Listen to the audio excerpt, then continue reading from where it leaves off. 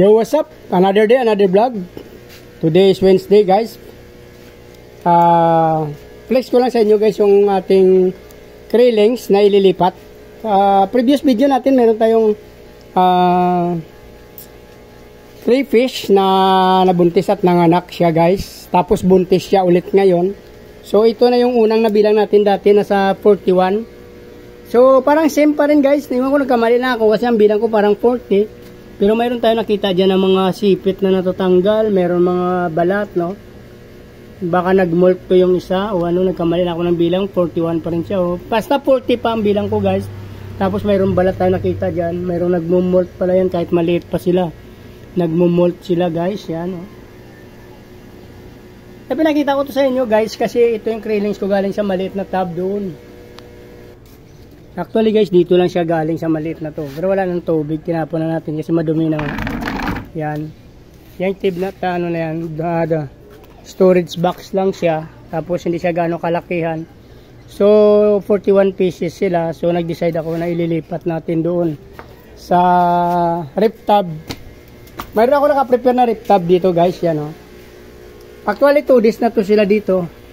Tsaka yung stock water na yan, 2 days na bago ko inilagay din. Tapos 2 days pa siya na naka-stock din ulit. So, bali 4 na araw na to, pwede na to, guys. So, ilalagay natin kasi dito ang ating mga krillings, 41 pieces, guys. Yan. Pero i-acclimate natin muna sila ng mga 1 hour. Actually, nakalagay siya kasi sa ganito.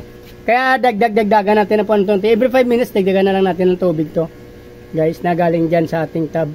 Pero bago lahat na yan, gagawin muna natin na i-arrange ko muna yung kanyang mga hides, saka lagyan natin ng mga bato na papagpapatungan nila, guys. Guys, ito yung mga hides na nakuha natin doon sa ating storage box na pinagkuhanan din natin sa kanila, guys. Ito ang ating mga hides, guys. So, ibabalik na natin. So, kasi hindi na natin ito lilinisin na maigi para siyempre importante din sa kanila yung mga good bacteria dyan, saka yung mga ano na yan. Hindi na yun kailangan linisin o sabunin pa, guys. Kasi para hindi sila ma-water shock. Kaya nga i-acclimate natin sila ng 1 hour, no? Unti-unti na natin, every 5 minutes dagdagan na lang natin ito ng tubig.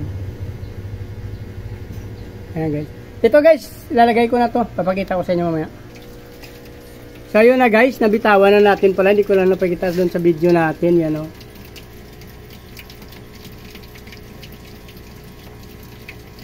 Dito, guys, medyo malaki-laki kasi ito.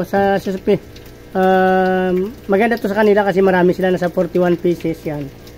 Rip tub ito, guys. Galing sila sa storage box kanina. Ang iba, o. Nilagyan na rin natin ng air pump dyan. Saka ng isang submersible pump. Yan, guys. Para nagkalat na rin tayo ng mga hides, yan. Ang daming hides, guys, yan. Kaya nakikita na natin sila lagi, yan, oh. Hindi sila mailap. Doon sa storage box, guys, mailap sila doon.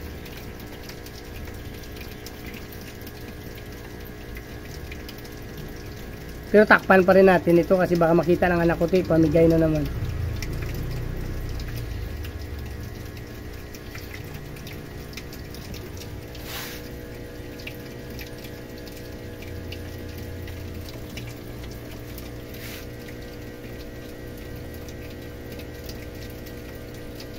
Paramihan natin ito yung 41 pieces, guys. Tapos yung next na batch, second batch, baka doon na tayo mag-out. Sana maging positive din ang second batch nila, guys. Yung iba, guys, medyo malalaki na. Pero mayroon talagang maliliit pa.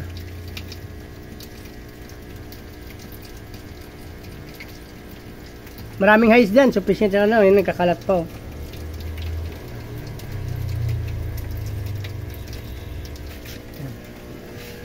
Ito yung ating mga galing sa rip tub din to, guys, sa taas. Assorted na mga feeder to, guys. Dito may 2 piraso pa dito. So ito na lang, guys, sa second batch. Update ko kayo pag may nanganak na ulit. Kung nagustuhan nyo tapos ang video na to, please like, follow, subscribe sa aking YouTube channels, guys. Isama nyo na rin ang notification bell para updated kayo sa mga video na ina-upload natin. Maraming salamat at paki-follow nyo na rin ang aking Facebook page, Chris Molino. Morning, guys, maraming salamat, mabuhay kayo. hanggang gusto nyo. Bye-bye!